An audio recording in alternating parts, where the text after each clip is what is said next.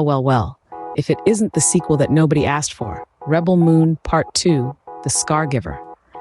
If you thought the first part was a space opera gone wrong, buckle up, because this one is a slow-motion train wreck in the far reaches of the cosmos. According to Engadget, it's an empty spectacle with relentless action and weak character development. So it's basically a fireworks display with all the color, noise, and excitement, but none of the oohs and ahs. It's a dazzling array of visual effects that have as much depth as a kiddie pool. Forbes called it tedious and derivative, with lack of originality, implausible plot developments, and excessive slow-motion action sequences. Now that's a mouthful. So, in layman's terms, it's like watching paint dry, but the paint is in space and it's drying in slow motion.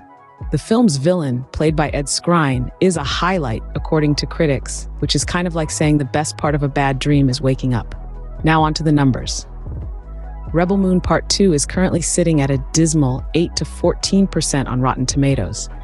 That's a significant drop from the first film's 21% critic score and 57% audience score. So if this were a diving competition, it would be the belly flop that made everyone wince.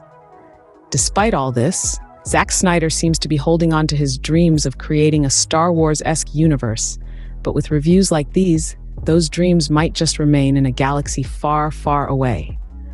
Netflix, who backed this franchise, is probably wishing they could turn back time and invest in a reboot of The Office instead.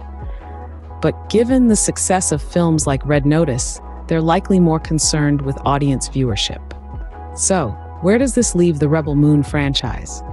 Well, it's like a rocket that failed to launch. Despite the promise of future installments and a director's cut, it seems the franchise might be stuck in a black hole of bad reviews and disappointed fans. In conclusion, Rebel Moon Part 2, The Scargiver, is a sci-fi slog that makes you appreciate the simple things in life, like not watching Rebel Moon Part 2, The Scargiver.